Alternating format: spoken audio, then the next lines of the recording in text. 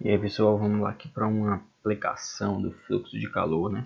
Vamos utilizar aqui a lei de Fourier. A questão diz o seguinte: uma sala de estúdio é mantida a temperatura de 20 graus Celsius e encontra-se separada de uma sala vizinha a temperatura ambiente de 30 graus Celsius, né? Então eu tenho uma sala lá a 20 graus Celsius que encontra separada de outra a 30 graus Celsius, né?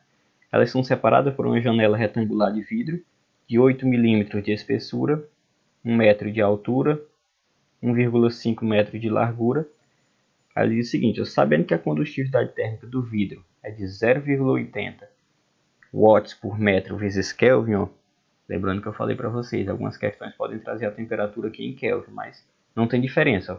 Ela deu a temperatura lá dos ambientes em graus Celsius, né? Só que aqui no coeficiente de condutividade térmica, né, ela já deu em Kelvin. Tá? Não faz diferença, porque a gente vai trabalhar somente com a variação dessa temperatura. E de Celsius para Kelvin tem a mesma variação, né? Então ela fala mais o seguinte: ó, o total de calorias transmitida pela janela após 4,2 minutos é de aproximadamente. Aí dá aqui as alternativas, né? Vamos calcular. A primeira coisa que a gente vai calcular aqui vai ser o fluxo de calor, tá? Para a gente calcular o fluxo de calor, só lembrando aqui, eu vou precisar do coeficiente de condutividade térmica, vou precisar da área do condutor e vou precisar da variação de temperatura e também do comprimento, que no caso aqui vai ser a espessura da janela, tá? Por quê? A gente tem lá uma janela, a visão de frente da janela, nossa visão de frente da janela retangular vai ser essa aqui, né? Só que se a gente olhar ela da lateral, que é por onde o calor vai atravessar ela, ela vai ter essa... Imagina que eu peguei ela aqui e só girei, né? Eu estou olhando aqui de frente, aqui eu estou olhando de lado para a janela, tá?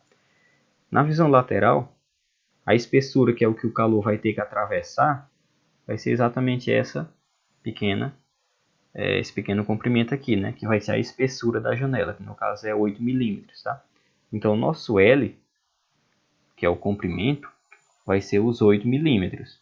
Só que 8 milímetros é a mesma coisa que 8 vezes 10 elevado a menos 3 metros, tá? Os 8 milímetros aqui, ó. Esse primeiro M aqui é de milímetro. O milímetro, o mili, né? É 10 a menos 3. Então eu tiro o primeiro M aqui do mili e acrescento o 10 a menos 3. Certinho? Então bora lá. Já tenho aqui o comprimento, né? Eu vou então encontrar a área dessa janela. A questão não me deu a área, mas ela me disse o seguinte, ó. A janela tem 1 metro de altura, 1 metro de altura. Então aqui eu tenho 1 metro. E eu tenho também 1,5 metro de largura, né? Então a largura da janela é 1,5 metro. 1,5. Tá?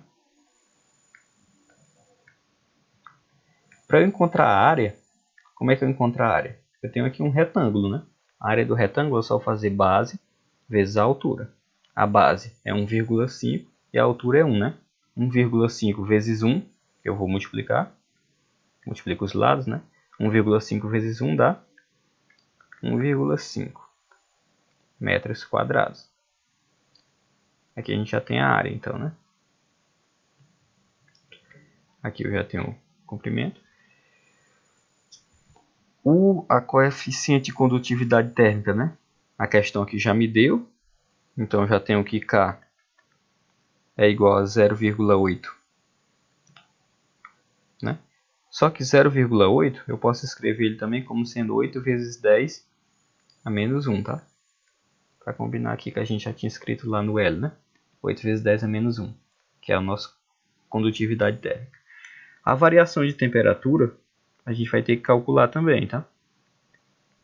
Só que eu falo para vocês, a variação de temperatura vai ser sempre a maior menos a menor, né? Então, ó, temperatura de 30 menos a temperatura de 20. 30 menos 20 dá 10 graus Celsius, tá? A nossa variação de temperatura, ó. Peguei a temperatura do ambiente, que é 30, menos a temperatura da sala de estúdio, né, que é 20. 30 menos 20 dá 10 graus Celsius. Daqui que a gente vem então com a nossa variação de temperatura. Aí bora lá. Então a gente já tem todos os valores, ó. Tá aqui o valor do K, tá aqui o valor da área, tá aqui o valor do L, né, que é o comprimento, e tá aqui o valor da variação de temperatura. Falta só a gente fazer o cálculo. O fluxo de calor vai ser então, quanto é o K? 8 vezes 10 a menos 1, vezes quanto é a área? 1,5. Vezes aqui a variação de temperatura, que é de 10 graus Celsius. Tá? Dividido por o comprimento L aqui, que é 8 vezes 10 a menos 3. Certinho, o fluxo de calor. Opa, fazendo o quê? O fluxo de calor vai ser então igual a, ó, corta o 8 embaixo com 8 em cima, tá? O 10 a menos 1 eu posso simplificar com 10 a menos 3, tá? Aqui embaixo vai ficar 10 a menos 2, e lá em cima vai embora o 10 a menos 1, tá? Aqui eu tenho 1,5 vezes 10 dá 15, né? 15 vezes o 10 a menos 2 aqui embaixo, eu posso subir ele trocando o sinal do expoente, né? Se é 10 a menos 2 embaixo, ele vai para cima, 10 a 2, tá? Positivo.